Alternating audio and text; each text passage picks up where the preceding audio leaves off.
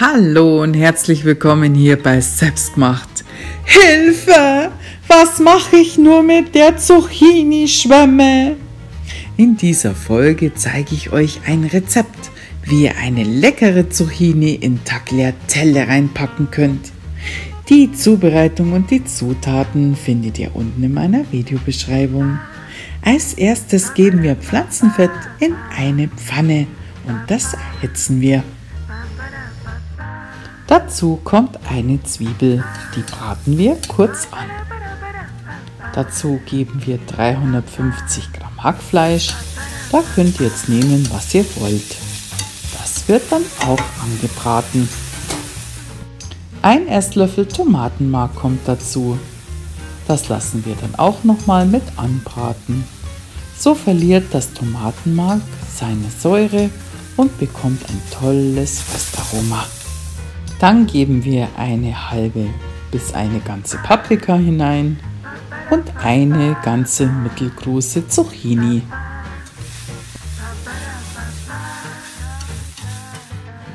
Dann würzen wir mit Pfeffer, mit Salz,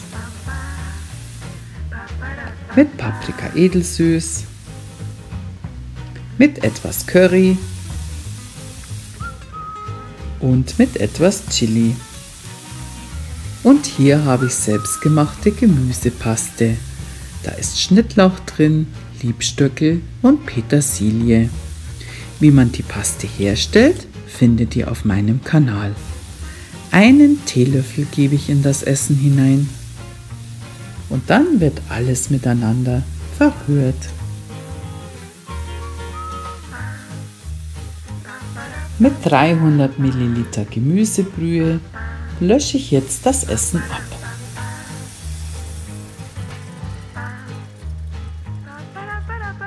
Alles gut miteinander verrühren und dann geben wir den Deckel darauf. Und so lassen wir das Ganze jetzt für 10 Minuten leicht vor sich hin köcheln, auf mittlerer Hitze. Jetzt schmecken wir das Ganze mal ab. Bei mir fehlte noch etwas Pfeffer.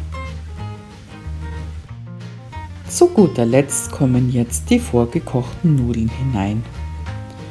In meinem Fall waren die vom Vortag. Wenn ihr frisch gekochte habt, die noch heiß sind, braucht ihr sie einfach nur noch unterzuheben. Ansonsten lasst ihr das Ganze nochmal miteinander erhitzen. Und dann können wir auch schon servieren. Etwas frische Petersilie darüber und dann können wir auch schon essen.